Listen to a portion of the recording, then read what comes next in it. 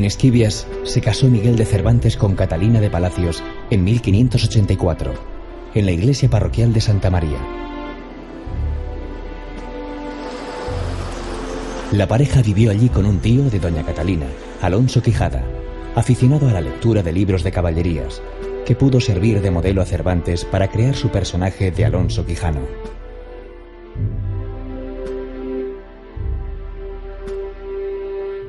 Aún se conserva la casa familiar, una típica mansión de 2 plantas del siglo XVI convertida hoy en museo cervantino.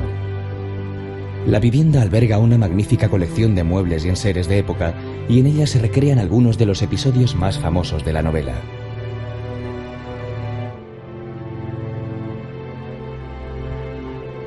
En la biblioteca se encerraba cada día Alonso Quijano durante horas para leer y releer las hazañas ajenas, hasta que consideró necesario hacerse caballero e irse por todo el mundo con sus armas y caballo, a buscar aventuras y desfacer entuertos.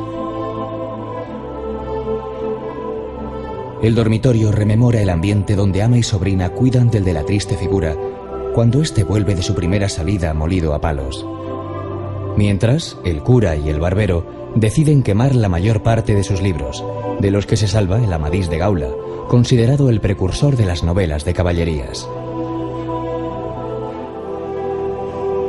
En Esquivias, una villa que se preciaba por sus vinos, encontró acomodo Cervantes en las tertulias, contando sus historias de la batalla de Lepanto.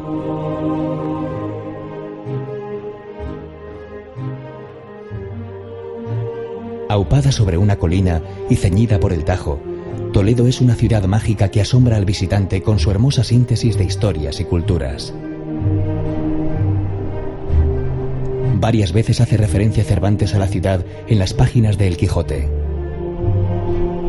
De Toledo es el canónigo que traba conversación con el hidalgo cuando éste es enjaulado.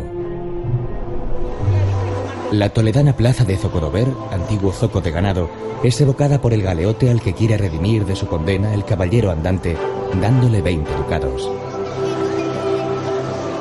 Toledo es la ciudad de la difícil convivencia entre 3 culturas que dejaron cada una por separado su sello inconfundible.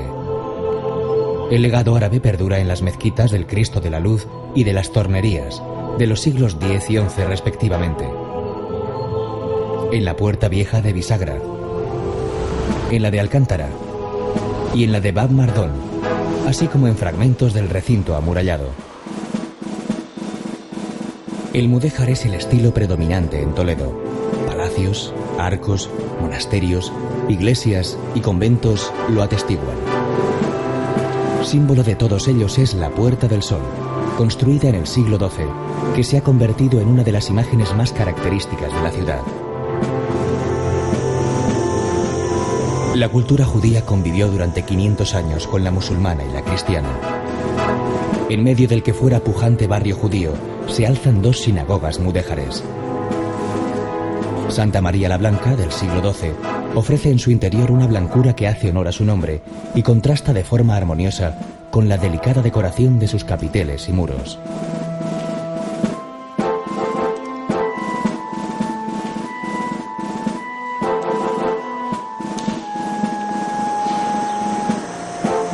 La Sinagoga del Tránsito es actualmente la sede del Museo Sefardí.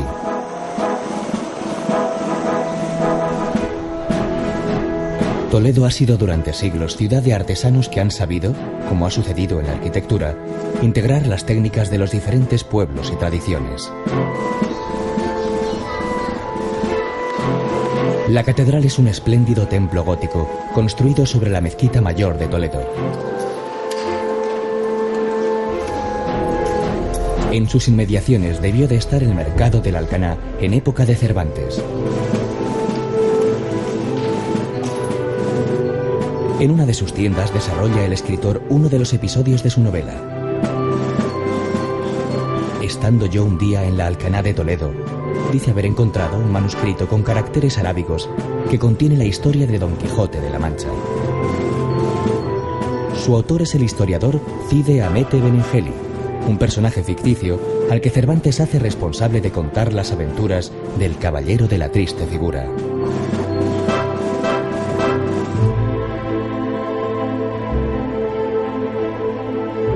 Unos kilómetros antes de llegar a Tembleque, la amplia llanura permite divisar su caserío de casas bajas y calles arboladas que lo hacen agradable al visitante.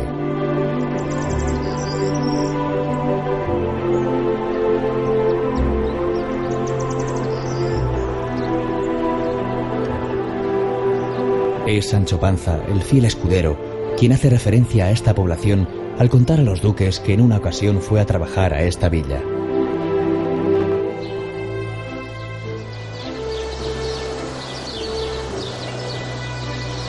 Pero Tembleque es ante todo famosa por su plaza mayor. Cervantes no la pudo admirar tal y como se muestra hoy porque ya había muerto cuando se inauguró, a mediados del siglo XVII.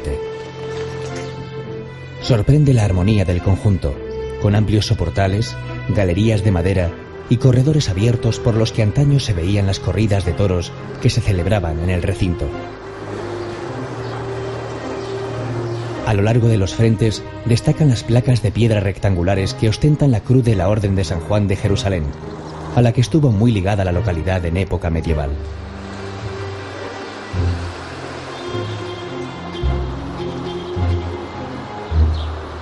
En los alrededores se pueden ver construcciones señoriales como el Palacio del siglo XVIII, conocido como Casa de las Torres, que conserva una elegante portada.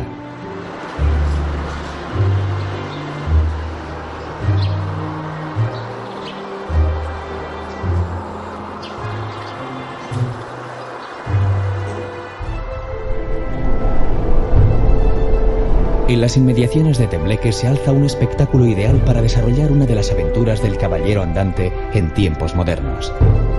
La silueta de los viejos molinos de viento se desdibuja poco a poco y aparecen sobre el horizonte, como un espejismo, las espigadas figuras de los generadores eólicos con sus altas aspas.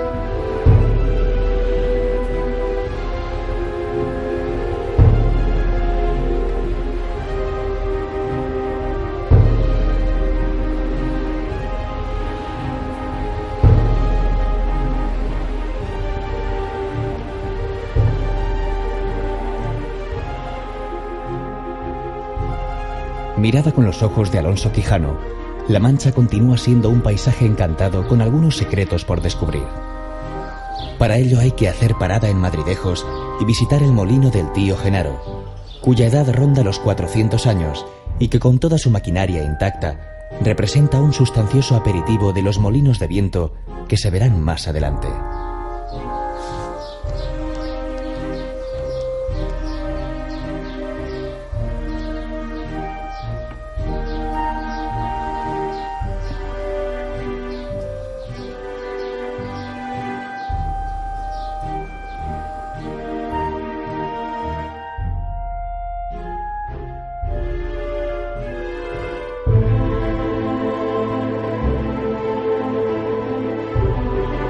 Con el inconfundible perfil de la crestería manchega, compuesta por 11 molinos de viento y el castillo de la Muela, Consuegra espera al visitante de la ruta del Quijote.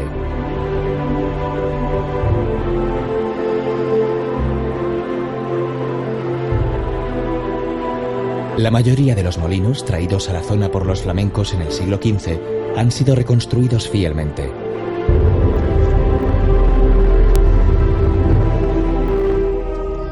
Desde este escenario cervantino se contempla una panorámica envidiable de la vasta llanura manchega.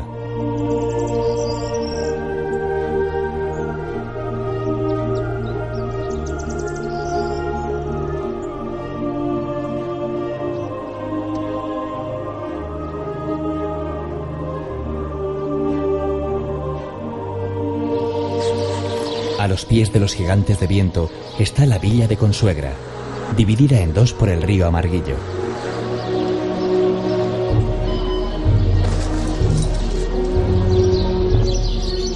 Su hermosa plaza de España, con el ayuntamiento renacentista, el Arco de San Juan y la Torre del Reloj, forma un magnífico espacio urbano.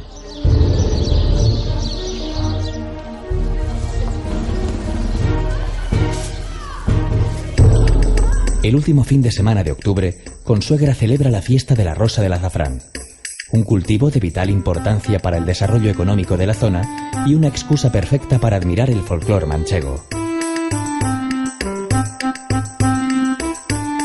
Se organizan concursos de monda de la flor del azafrán y un certamen gastronómico de platos típicos de la localidad. También realizan la molienda de la paz. Y para este acontecimiento, el molino Sancho se viste con sus gruesas lonas que impulsan los enormes brazos para triturar el grano con su mecanismo original.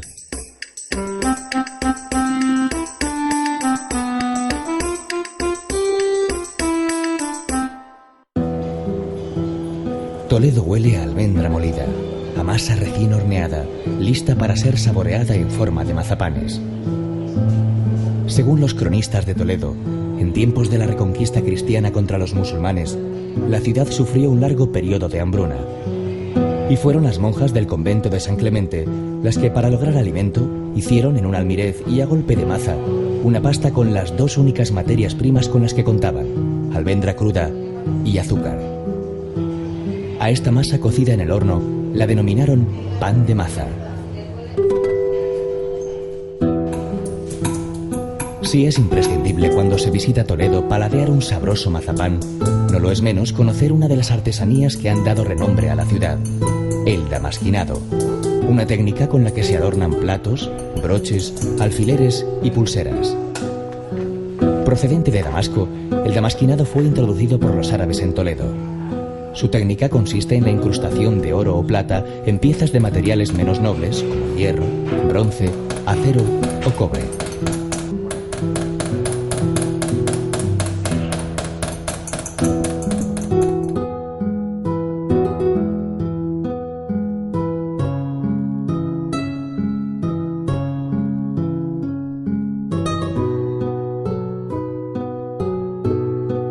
El oro y el acero se unen en Toledo para crear sus célebres espadas y sables de hojas forjadas y templadas a mano.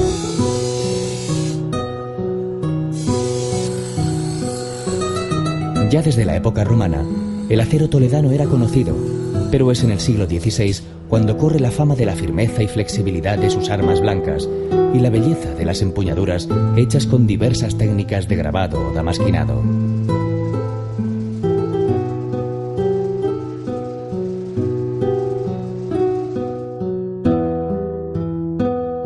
Actualmente la mayor parte de la producción se destina al turismo, que compra copias de espadas históricas como la Tizona del Cid o la Excalibur del rey Arturo.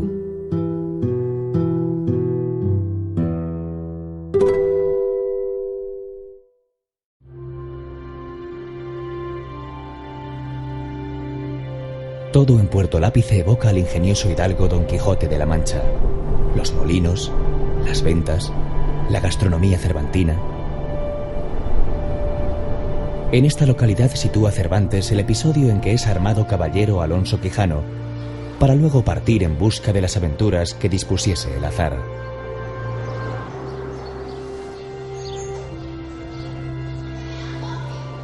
En el pueblo destaca su curiosa Plaza Mayor, con galerías de madera de intenso color rojo.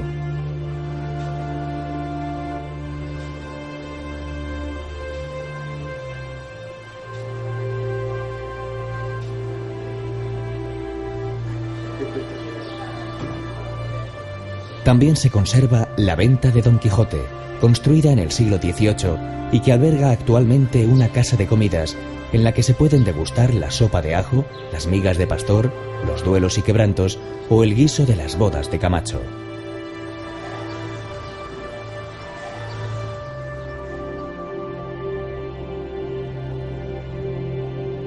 Alcázar de San Juan, antiguo señorío de los caballeros de la Orden de San Juan de Jerusalén, tiene un secreto muy bien guardado. La ciudad le disputa a Alcalá de Henares su condición de ser el lugar donde nació Miguel de Cervantes. Aquí se conserva el sitio donde pudo estar la casa natal del Manco de Lepanto y una supuesta partida de nacimiento a nombre de Miguel de Cervantes Saavedra, que mantienen viva la polémica. El documento es propiedad de la iglesia de Santa María la Mayor del siglo XIII, realizada en estilo románico y barroco, con numerosas aportaciones de diversas épocas.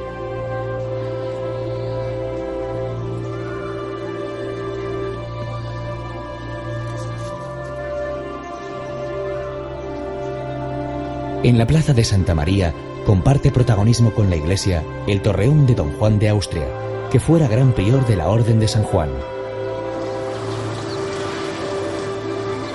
Más huellas del pasado señorial de la ciudad pueden verse en la iglesia gótica de San Francisco con sus sillares rojos.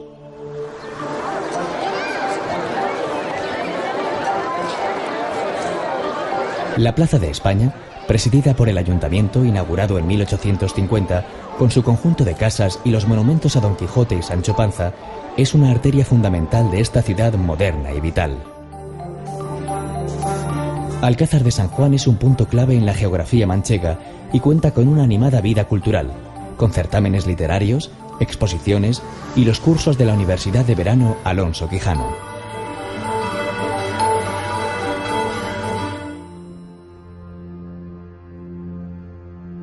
Campo de Criptana es el escenario de la aventura más famosa del Quijote, la de su duelo con los legendarios molinos de viento que su imaginación convirtió en desaforados gigantes.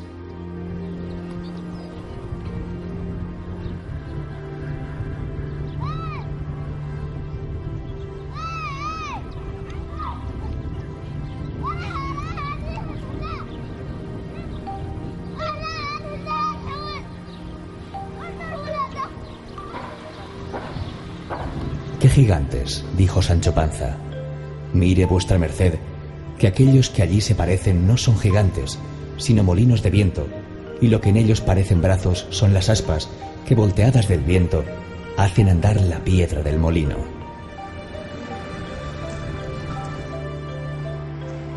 Hasta 34 molinos de viento se llegaron a contabilizar en el Cerro de la Paz, moviendo sus largos brazos, infatigablemente, en su tarea de transformar el grano en harina.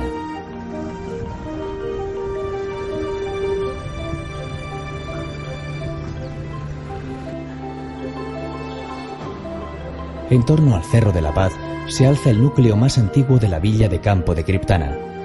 Son calles empedradas, con casas bajas de paredes blancas, zócalos de color azul añil y rejas que protegen las pequeñas ventanas. Calles que se unen entre sí mediante escaleras y que guardan sorpresas como las cuevas horadadas en la tierra. Buena muestra de esta arquitectura tradicional es la llamada Cueva de Mambrino, convertida en museo iconográfico del Quijote y donde se recrean muchas de las estampas del ilustre personaje.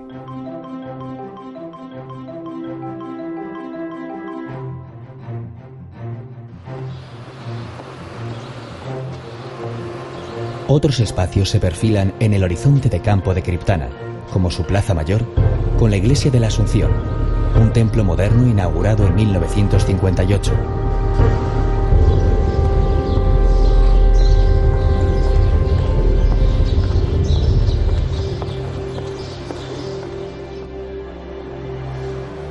El Pósito, antiguo almacén de granos, es hoy el Museo Municipal. En su interior se recogen distintas maquetas relacionadas con los molinos de viento y actividades tradicionales.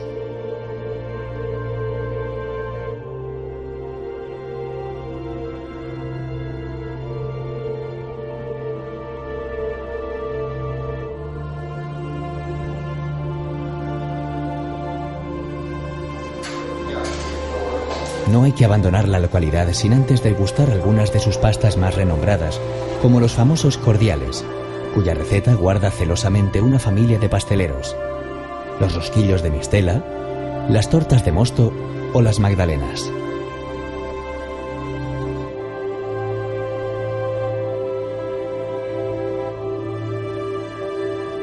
El Toboso es la cuna del amor ideal.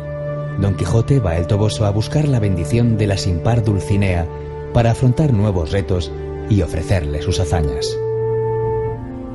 Porque ninguna cosa de esta vida hace más valientes a los caballeros andantes que verse favorecidos de sus damas. La Casa Museo de Dulcinea, junto al convento de las Clarisas, perteneció a doña Ana Martínez Zarco de Morales, que según se cree pudo inspirar a Cervantes el personaje de Aldonza Lorenzo. Es una casa de 2 plantas de labradores manchegos acomodados, con las habitaciones y el mobiliario típico del siglo XVI.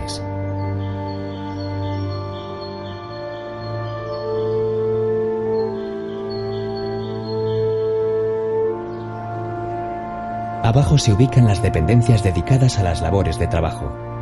La cocina con gran cantidad de enseres, la bodega con tinajas antiguas de diversos tamaños, la almazara, la gran prensa de aceite ubicada en el corral.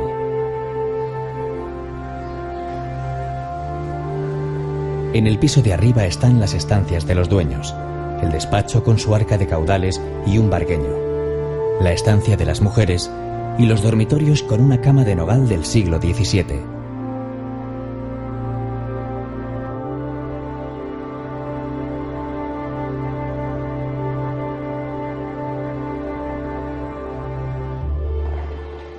En el Toboso, caballero y escudero se toparon con la iglesia parroquial de San Antonio Abad, amplio templo de planta cuadrada en el que sobresale su pórtico plateresco y la torre de 3 cuerpos.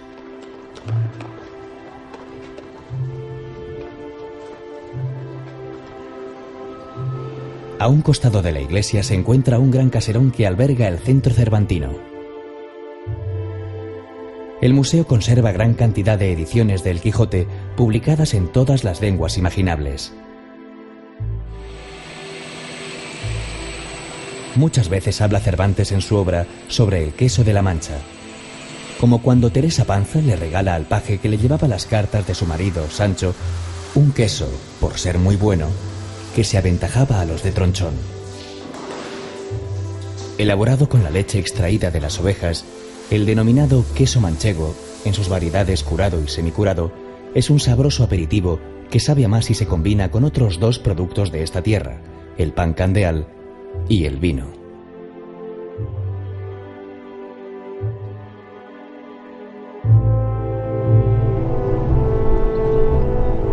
La ruta del Quijote sigue su trazado hacia Mota del Cuervo, donde supuestamente combatió el hidalgo con el Caballero de los Espejos. La localidad recibe al viajero con la típica estampa manchega. 7 molinos de viento alineados en lo alto de una pequeña sierra ponen límite a un paisaje donde no hay horizontes cercanos. Desde aquí se domina la villa con un conjunto de casas señoriales que portan escudos y lucen las características fachadas de la arquitectura regional. Los edificios religiosos están bien representados en la iglesia de San Miguel Arcángel de los siglos XVI y XVII y las ermitas de Santa Ana y Santa Rita.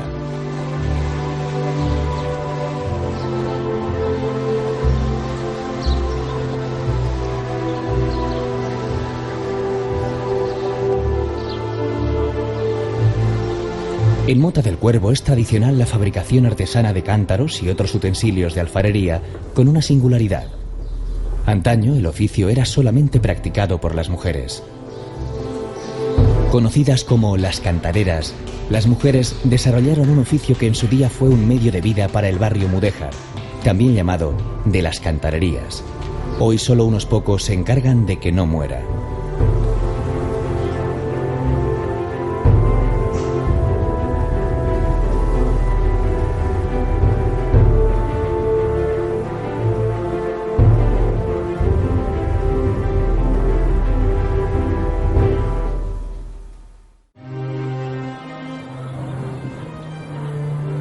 No hay constancia de que el ingenioso hidalgo visitara la villa de Belmonte, pero recorriendo esta ruta se hace imprescindible llegar al lugar de nacimiento de Fray Luis de León.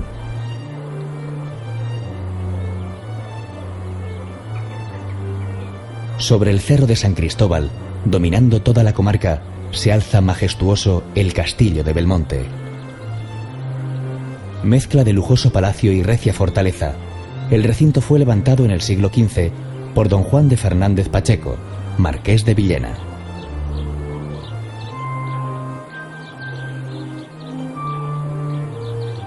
Belmonte conserva parte de su estructura original, con la muralla y algunas puertas como la del Almudí, que comunican la fortaleza con el casco urbano. Sus calles y rincones guardan un imborrable sabor medieval, con casonas de grandes sillares que coronan escudos nobiliarios. En contraste está la plaza de Enrique Fernández, un antiguo recinto del mercado que muestra un buen conjunto de arquitectura popular. El edificio más representativo de la villa es la Colegiata de San Bartolomé, del siglo XV, en la que sobresalen dos espléndidas portadas, una gótica y otra gótico-renacentista.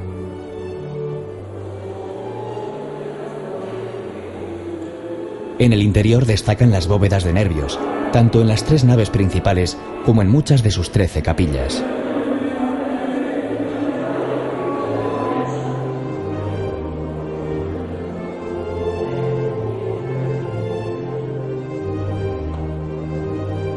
La sillería del coro es obra de Enrique Egas y está labrada en madera de nogal con historias bíblicas.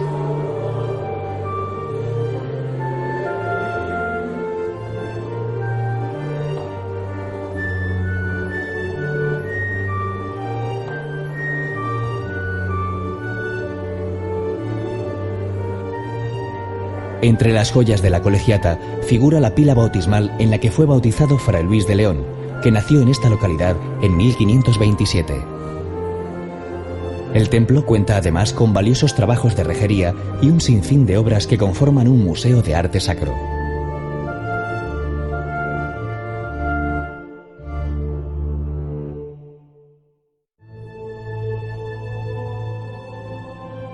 En los alrededores de San Clemente se encuentra el santuario de la Virgen de Rus, que es invocada por Sancho Panza cuando profiere su famoso voto a Rus en la aventura de Maese Pedro y el retablo de Melisendra. San Clemente, villa señorial y elegante, fue durante años el centro administrativo de toda la Mancha conquense. Este pasado se aprecia en sus calles, con una gran concentración de conventos, edificios públicos, casas señoriales con fachadas renacentistas y monumentos emblemáticos como el llamado Arco Romano, que es en realidad del siglo XVIII.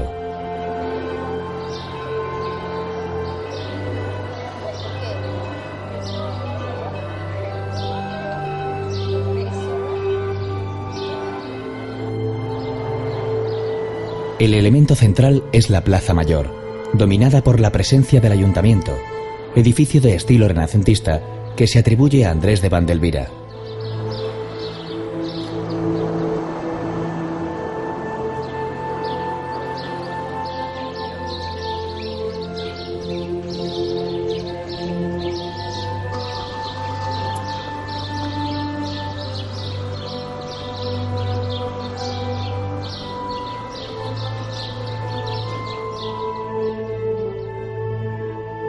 Situada en medio de los caminos que dieron vida al hidalgo manchego nacido de la pluma de Cervantes, Tomelloso es una ciudad moderna, con gran actividad comercial centrada en el cultivo de la vid y la elaboración de vino y alcohol.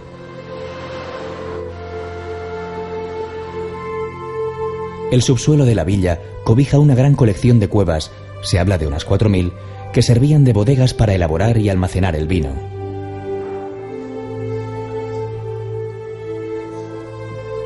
Tomelloso es también tierra de buen brandy. Así lo acreditan las bodegas Peinado, que comenzó a destilar vinos en 1820 y produce brandys con solera de más de 100 años. Testimonio del pasado de la localidad es la Plaza de España, donde se alza la barroca iglesia de la Asunción y la Posada de los Portales, del siglo XVII, con elegantes galerías que se utilizaban antaño para hospedar muleros y hoy acogen un centro cultural.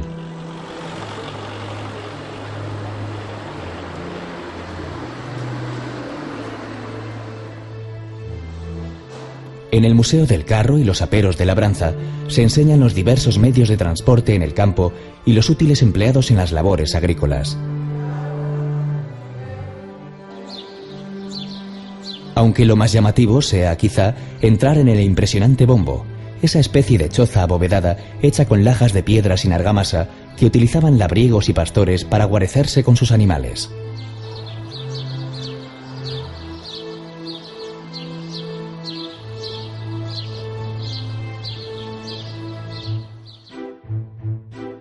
Argamasilla de Alba es una de las tantas poblaciones que aseguran ser aquel lugar de la Mancha de cuyo nombre no quiero acordarme. Cervantes es ambiguo. Intencionadamente juega con el lector, siembra la duda. Escogió La Mancha como centro de las correrías de su héroe.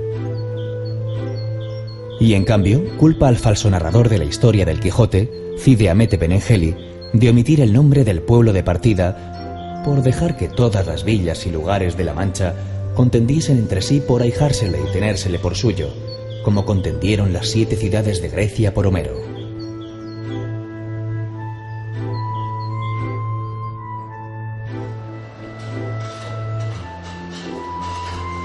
En Argamasilla de Alba, todo recuerda al caballero de la triste figura. Aquí está la cueva de Medrano, una cueva como tantas otras que debieron utilizarse de despensa y a la que se accede por una escalera desde el patio del caserón. Según la tradición, aquí estuvo preso Miguel de Cervantes y aseguran que entre estas paredes concibió y comenzó a redactar su Quijote.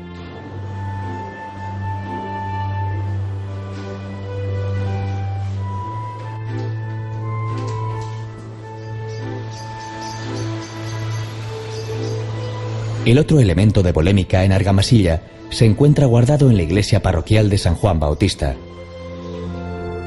Es un cuadro ex voto donado por el caballero Rodrigo Pacheco al templo en 1601 por haber curado de su locura. Un gran dolor en el cerebro, le llama en la inscripción. Tanto la fecha como la dolencia alimentaron la leyenda de que fue este hidalgo quien inspiró la figura de Don Quijote.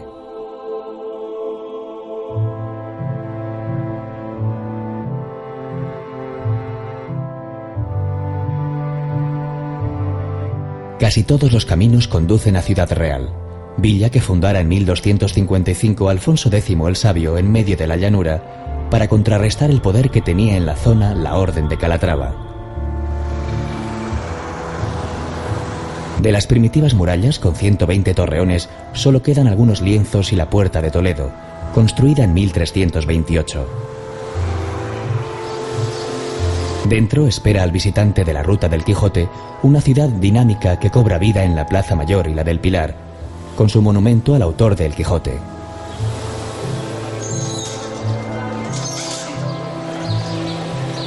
Cervantes, buen conocedor de los productos de la zona, pone en boca de Sancho Panza una alabanza al vino que se produce en los alrededores de Ciudad Real, que le ofrece el escudero del Caballero del Bosque.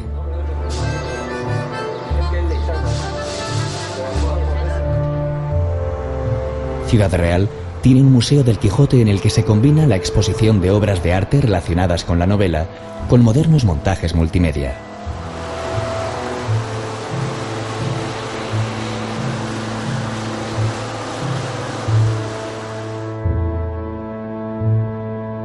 Almagro, la que fuera antaño cabecera de la poderosa Orden de Calatrava, sigue conservando todo su sabor en forma de nobles casonas, calles amplias y bien trazadas, y monumentos de interés.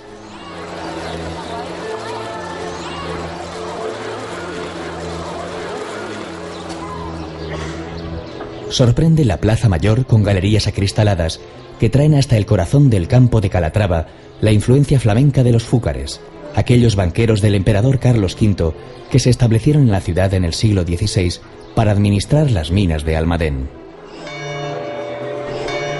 A ellas se abren mesones y bares donde degustar las famosas berenjenas de Almagro, aliñadas o rellenas con pasta de pimiento y atravesadas con palos de hinojo. Y los platos inspirados en la gastronomía cervantina, como las pelotas de Don Quijote, los antojos de Sancho y los caprichos de Dulcinea.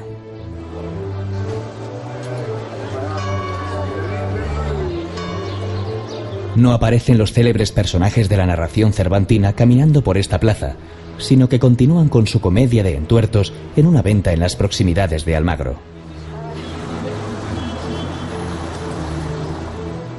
Pero probablemente sí lo hizo el propio Cervantes para acudir a alguna representación del Corral de Comedias, prácticamente el único teatro que queda del Siglo de Oro.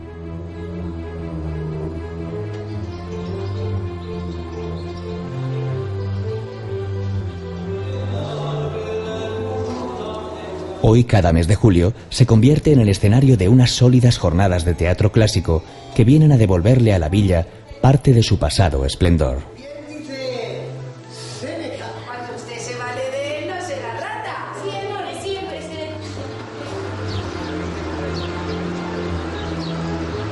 Almagro tiene numerosos palacios y conventos como el de San Francisco, convertido hoy en lujoso parador de turismo. O ya fuera del casco histórico, el convento de la Asunción de Calatrava, del siglo XVI, cuyo claustro con 2 galerías de columnas jónicas y toscanas es uno de los más bellos y menos conocidos del Renacimiento español.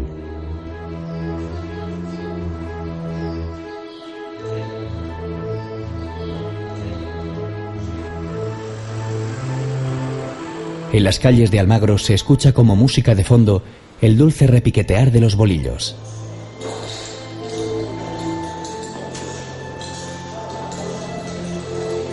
Fueron también los fúcares quienes a mediados del siglo XVII introdujeron el arte del encaje de bolillos en estas tierras del campo de Calatrava.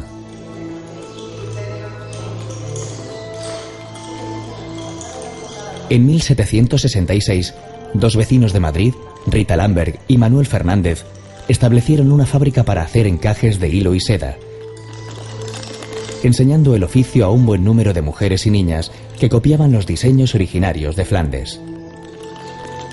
Así fue tomando cuerpo una espléndida tradición artesana que en tiempo llegó a constituirse en base importante para las economías domésticas de la zona.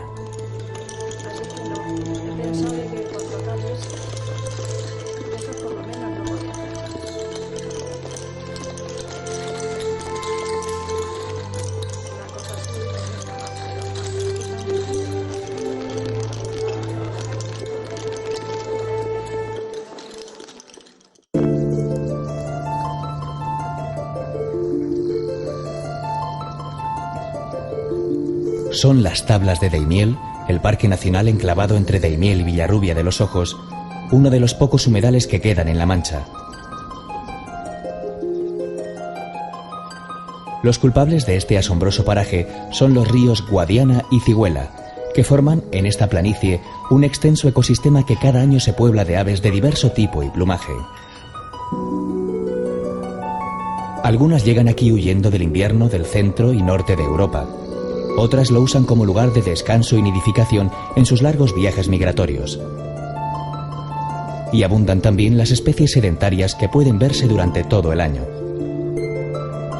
Tal es el caso de la gran variedad de anátidas que navegan tranquilamente por entre la vegetación.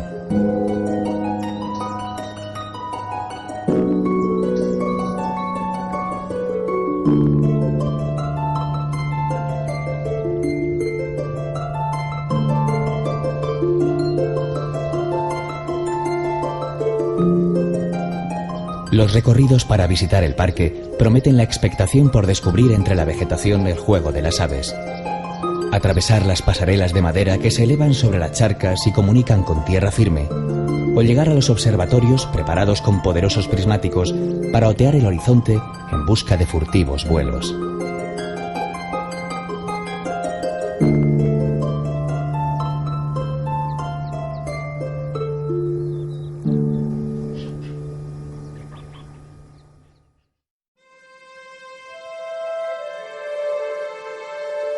Valdepeñas se enclava en la amplia vega del río Jabalón, en el corazón de la llanura manchega, donde muchos ubican la aventura de Don Quijote y Sancho Panza con los encamisados.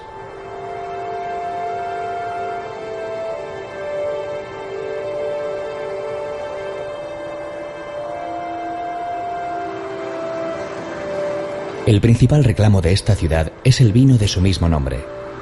Así lo atestiguan las tinajas de barro que franquean la entrada a la localidad, con gran cantidad de bodegas que prometen al visitante una didáctica y lúdica inmersión en la cultura del vino y los secretos de la enología. Ya desde el siglo XVI, el vino de Valdepeñas era apreciado en la corte madrileña. A finales del siglo XIX, el ferrocarril llevaba a Madrid diariamente más de 20 vagones cargados de vino, y desde 1932 fue reconocida la denominación de origen Valdepeñas. Septiembre es una buena fecha para visitar esta localidad, cuando celebran las fiestas del vino. Aunque durante todo el año mantiene la animación en las numerosas tabernas y bares con sus típicos toneles de madera en las puertas para el tapeo de migas, pipirrana, excelentes quesos y la degustación de sus caldos.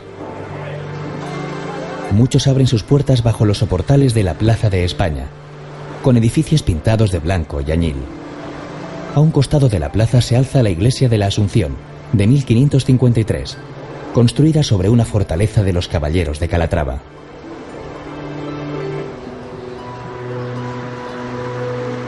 Como no podía ser de otro modo, Valdepeñas cuenta con un molino, el de Gregorio Prieto, que según la leyenda es el más grande del mundo. Y un museo de los molinos, donde se muestran maquetas y dibujos de molinos de diferentes países.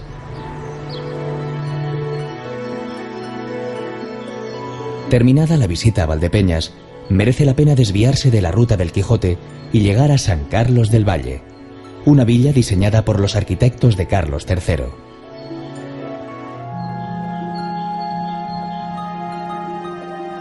Posee una espléndida plaza mayor con galerías de madera, rematada con su iglesia parroquial de 4 torres.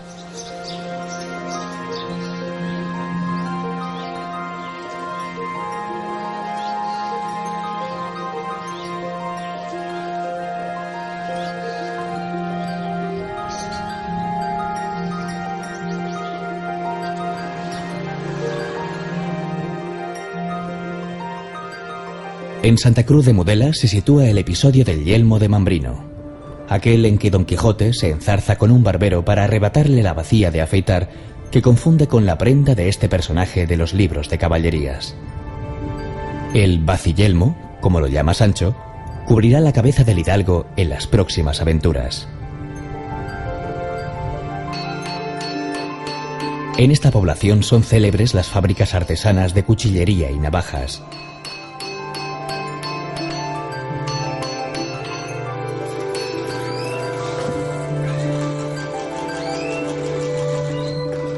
Elaboradas de acero al carbono y afiladas con paciencia y buen oficio, lucen magníficos grabados en los que aparece en más de una ocasión la figura del ingenioso hidalgo.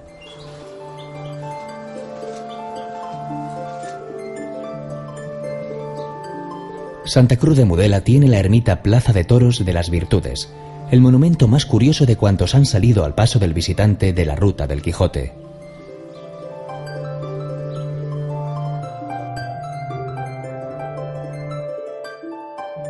El santuario es del siglo XIV, con retablo y artesonado mudéjar del siglo XVII.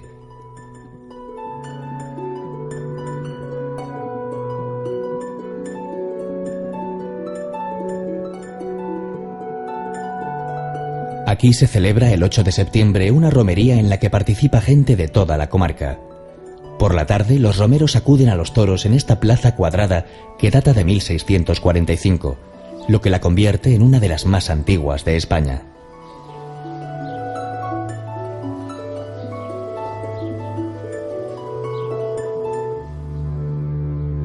En un lugar cercano a Viso del Marqués, en Sierra Morena, quedó el hidalgo enamorado haciendo penitencia, como hizo su admirado Amadís de Gaula tras el desdén de la amada Oriana. Mientras, el fiel escudero volvía riendas en dirección al Toboso para llevar una imaginaria carta de su señor a la sin par Dulcinea.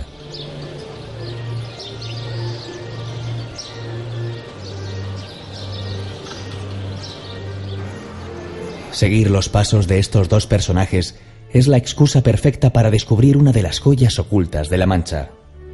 Se trata del Palacio del Marqués de Santa Cruz, construido por el almirante don Álvaro de Bazán, que decidió acabar sus días tierra adentro en un palacio suntuoso y refinado al mejor estilo renacentista italiano.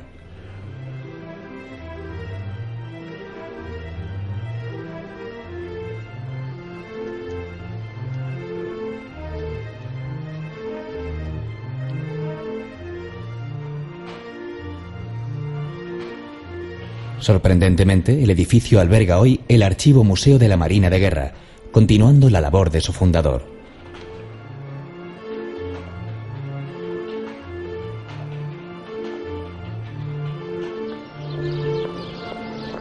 Junto al palacio se levanta la iglesia de la Asunción, con un enorme caimán disecado que cuelga en su interior, regalo del marqués tras uno de sus muchos viajes.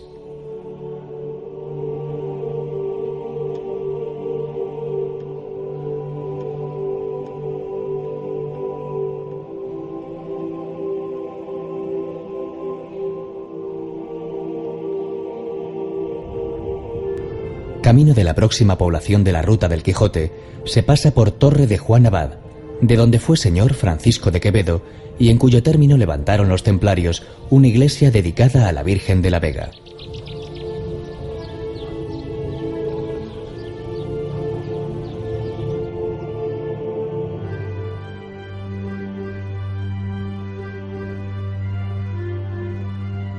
Villanueva de los Infantes es una de las villas más señoriales de la zona. La plaza mayor es de una sobriedad y monumentalidad desbordantes. A ella se asoma la portada herreriana de la iglesia de San Andrés, donde estuvo enterrado Quevedo. Sus calles están repletas de palacios, escudos, iglesias y casonas como la de don Diego de Miranda, el caballero del verde gabán, con quien se encuentra Don Quijote en la segunda parte de la novela. Cervantes la describe ancha como una aldea, las armas esculpidas en piedra tosca encima de la puerta, la bodega en el patio, la cueva en el portal y muchas tinajas. Aquí el hidalgo pasó varios días entregado a la poesía y la melancolía, mientras Sancho Panza pudo dedicarse al buen llantar.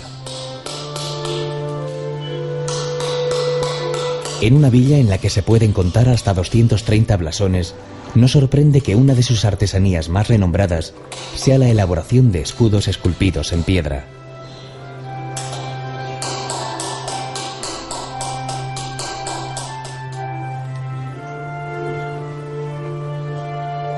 Los textiles también tienen tradición, en particular las tiras de esparto trenzadas en varios ramales y cosidas para confeccionar petacas, esteras y sombreros.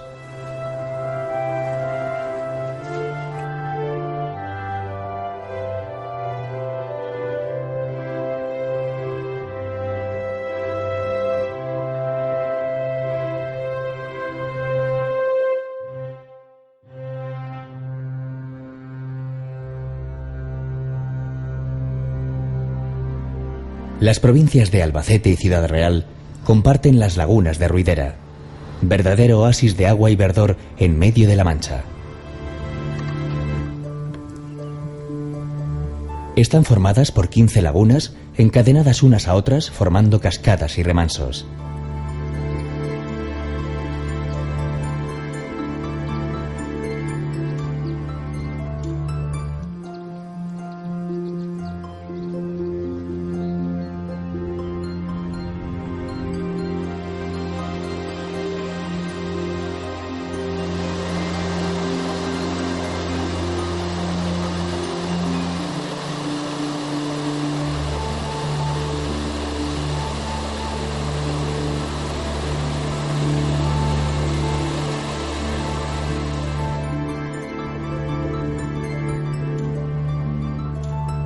Don Quijote acudió hasta aquí atraído por la fama del lugar y de la célebre cueva de Montesinos, que se encuentra muy cerca de la laguna de San Pedro.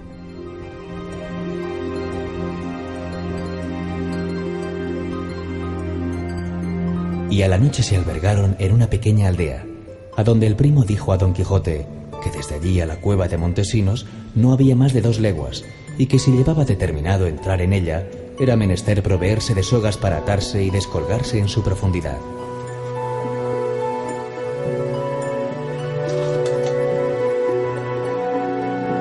Hoy no es necesaria la cuerda, aunque sí una linterna para explorar esta cavidad que continúa como la describió Cervantes, con colonia de murciélagos incluida. En su interior, Don Quijote se sumerge en el sueño y tiene fantásticas visiones con personajes hechizados por el mago Merlín, un palacio de cristal y la tumba del caballero Durandarte. Después de esta experiencia en la mágica cueva, el caballero de la triste figura abandona la Mancha y parte camino de Zaragoza.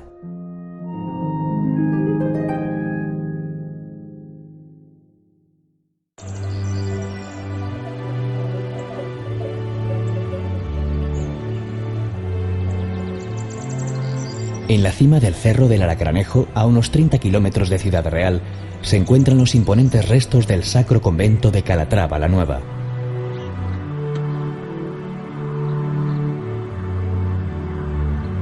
Las labores de reconstrucción, sobre todo en el interior de la iglesia, permiten forjarse una idea de la grandeza de su pasado.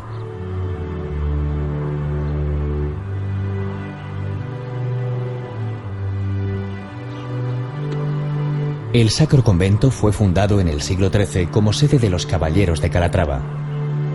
Desde esta atalaya, los maestres continuaron la reconquista hasta que se trasladaron a la más confortable villa de Almagro.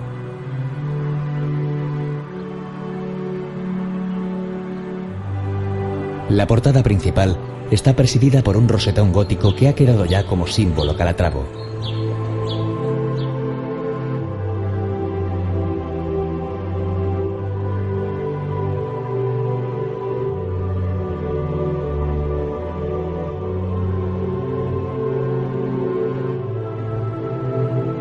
El interior es un conjunto austero, coronado por perfectas bóvedas de ladrillo.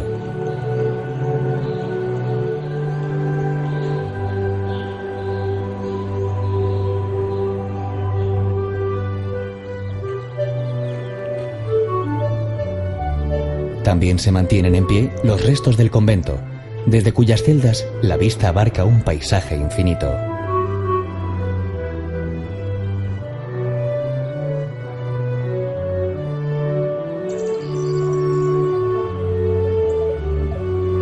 Casi enfrente del convento, sobre el cerro de la Atalaya, están las ruinas del castillo de Salvatierra. La fortaleza fue conquistada por los caballeros calatravos en 1198, quienes ampliaron sus defensas para vigilar las vías naturales que cruzan Sierra Morena y unen la meseta con el valle del Guadalquivir.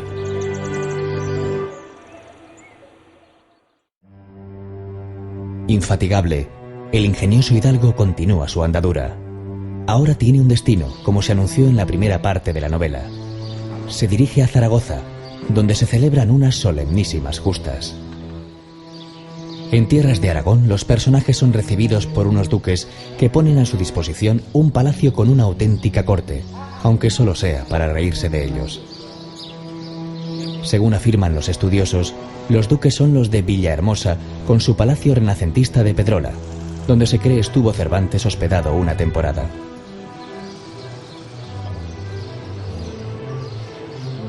Allí sigue en pie la residencia ducal dominando la plaza con su escudo de armas y la iglesia parroquial del siglo XV.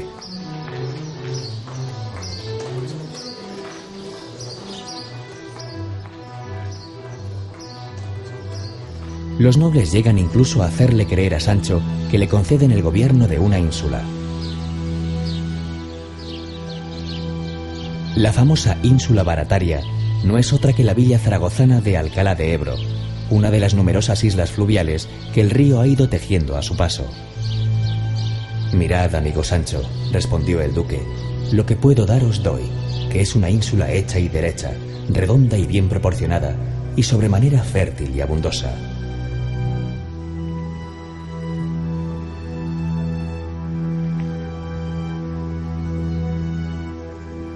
Después de esta experiencia, caballero y escudero reemprenden el viaje a Zaragoza. Sin embargo, no llegarán muy lejos, porque en una venta del camino encuentran un ejemplar de unas falsas aventuras del hidalgo manchego. En 1614 vio la luz otra historia de Don Quijote firmada por un tal Avellaneda, que continúa la saga cervantina en las justas zaragozanas. Cervantes, para salir del lance, denuncia en la segunda parte de su novela la narración apócrifa y decide encaminar los pasos de su protagonista hacia Barcelona. Por esta razón, Zaragoza se queda sin la visita del verdadero Quijote. Pero no ocurrirá lo mismo con el espectador de esta ruta.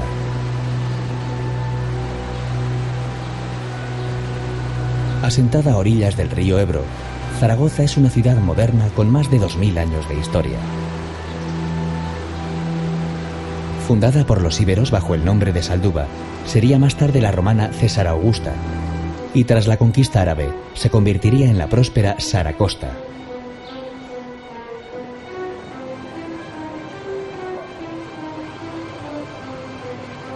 Con la reconquista cristiana fue capital del Reino de Aragón, que llegó a comprender los territorios de los actuales Aragón, Cataluña, Valencia y las Islas Baleares.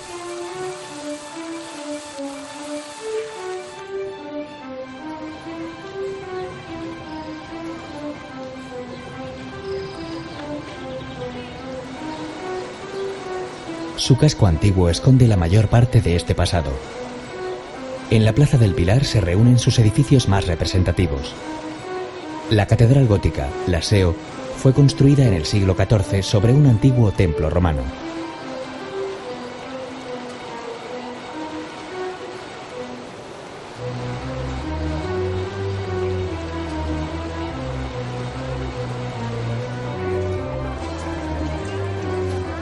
La Basílica de Nuestra Señora del Pilar, uno de los principales centros marianos del cristianismo, comenzó a levantarse en 1691 y alberga pinturas murales realizadas por Francisco de Goya.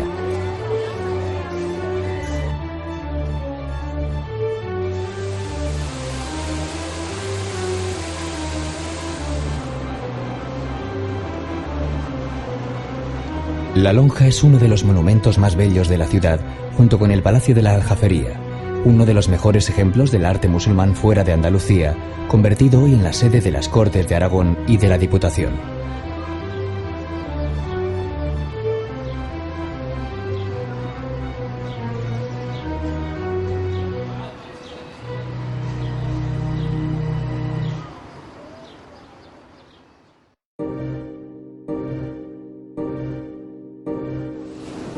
Don Quijote y Sancho Panza vieron el mar por primera vez en Barcelona y les pareció espaciosísimo y largo, harto más que las lagunas de Ruidera que en La Mancha habían visto.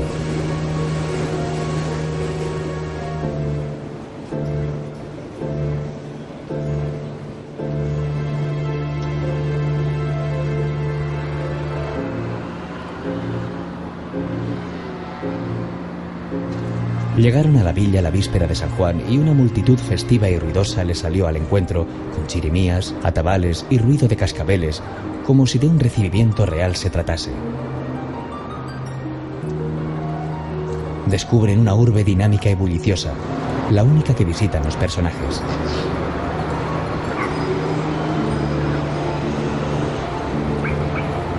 En la zona portuaria, con sus mesones, se reunían gentes de muy diversa procedencia, como haría el bachiller Sansón Carrasco, que sigue los pasos del hidalgo con el fin de hacerlo regresar a su aldea manchega.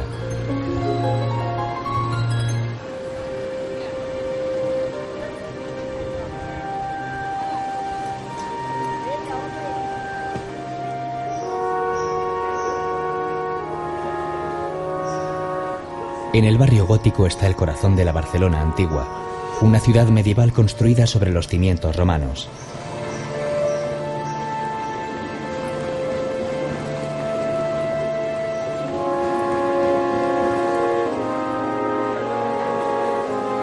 En esta mezcla histórica de callejuelas estrechas pudo estar la casa de Antonio Moreno, el amigo del bandolero Roque Guinart, que acoge a los viajeros.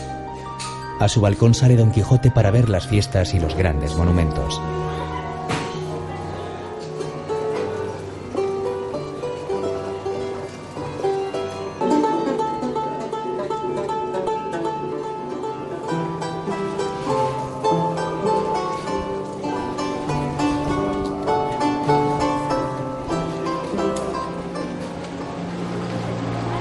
La plaza de Sant Jaume era el ágora romana, el lugar donde a través de los siglos ha residido el poder de la ciudad.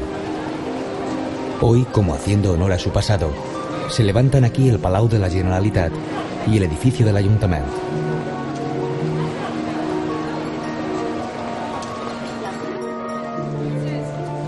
Muy cerca, en el Carrer del Call, en el antiguo barrio judío, sitúan los estudiosos la imprenta de Curmellas que visita el caballero andante.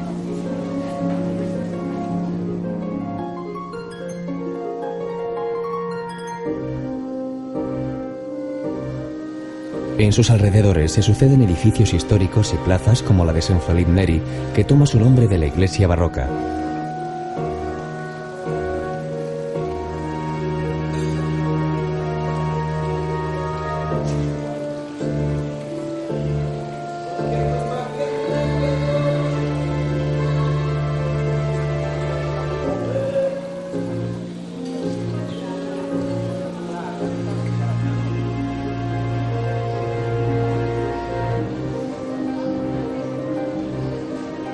La catedral de los siglos XIII y XIV es un magnífico exponente del gótico catalán.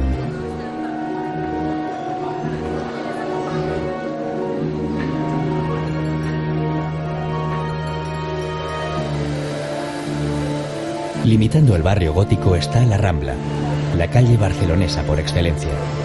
Es su arteria más viva a cualquier hora del día o de la noche, con kioscos de todo tipo y actores callejeros que hacen del lugar un espectáculo en sí mismo.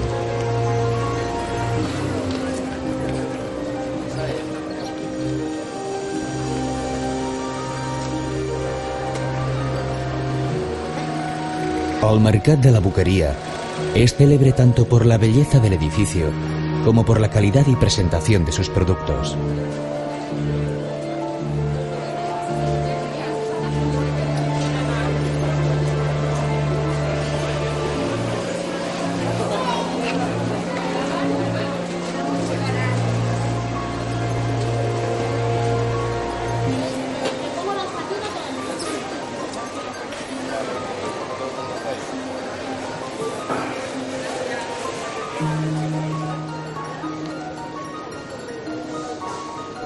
Encanto especial tiene la Plaza Reial, un espacio para sentarse y tomar unas copas al aire libre, admirando las farolas que diseñara Gaudí.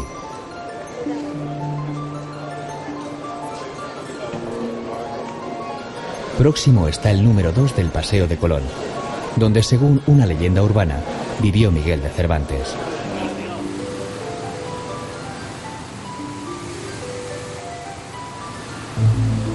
La plaça de Catalunya marca la frontera entre la Ciudad Bella y el Eixample. Es la plaza más emblemática, donde decenas de turistas dan rienda suelta al ritual de dar de comer a las palomas.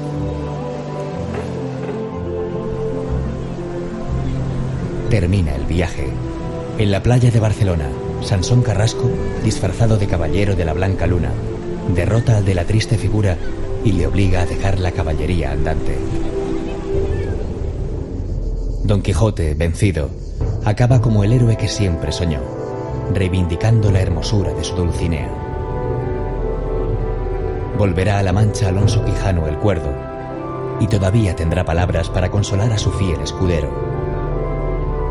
El viaje ha valido la pena porque, ¿acaso es tiempo mal gastado el que se gasta en vagar por el mundo?